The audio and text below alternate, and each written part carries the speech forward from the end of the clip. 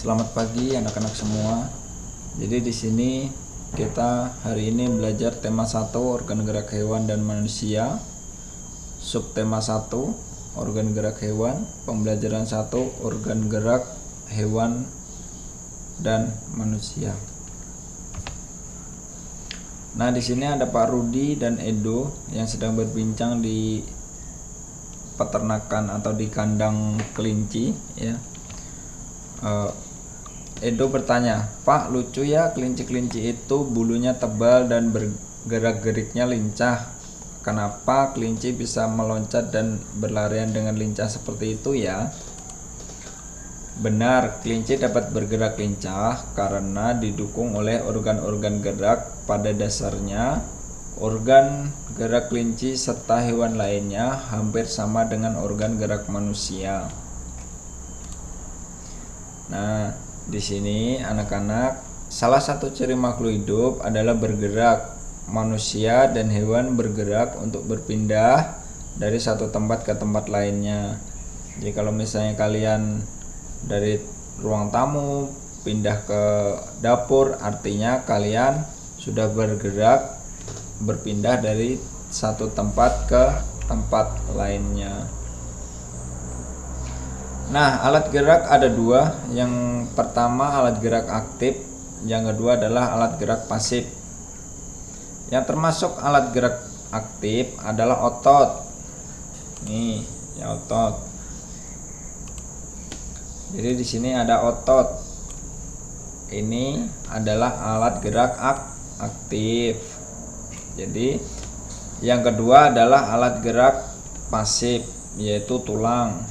Di sini ada tulang, alat gerak pasif. Kenapa disebut alat gerak aktif dan pasif?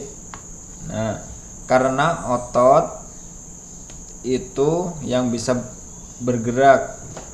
Nah, karenanya otot disebut alat gerak aktif karena bisa bergerak. Nah, ini.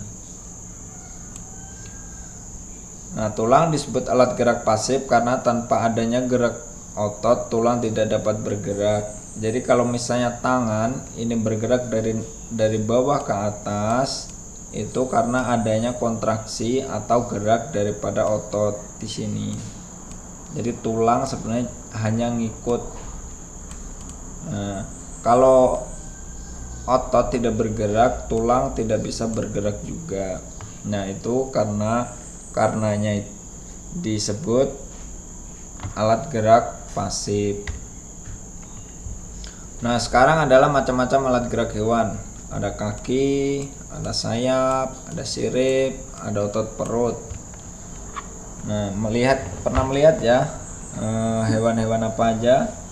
Nah, yang pertama, hewan yang bergerak dengan kaki adalah kuda, kelinci, katak, ya kucing dan lain sebagainya. Yang sedangkan yang bergerak dengan sayap itu ada lebah, ada kupu-kupu, ada burung, capung dan lain sebagainya. Yang sedangkan bergerak dengan sirip ikan. Terus yang bergerak dengan otot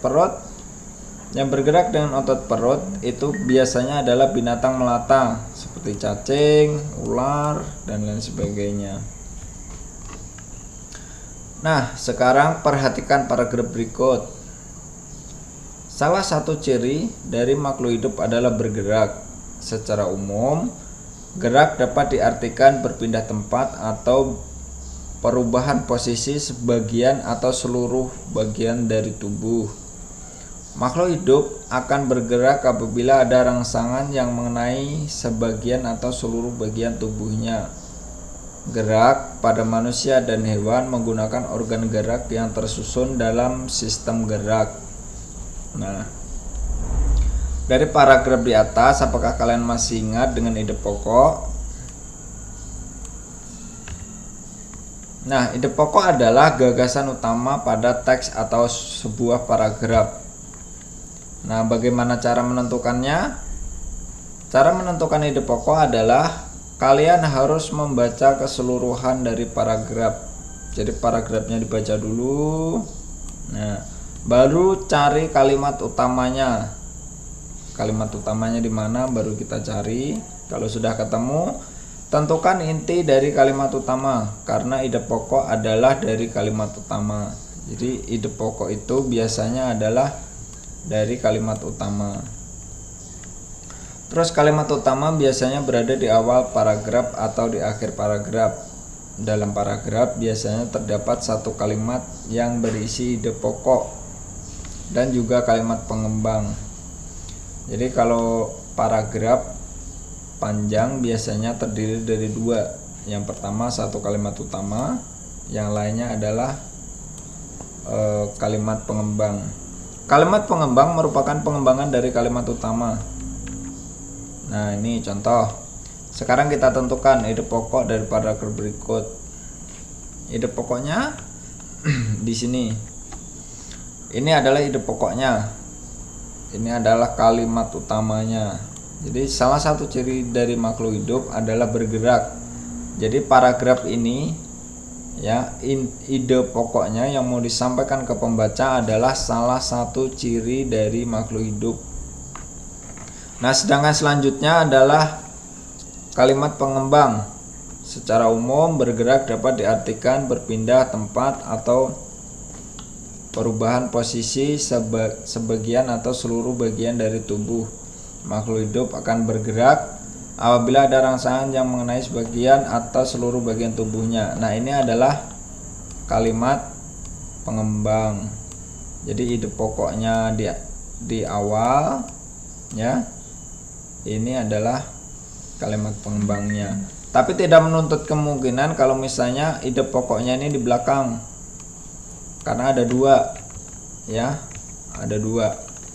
Kalimat utama berada di awal paragraf atau di akhir paragraf, biasanya seperti itu.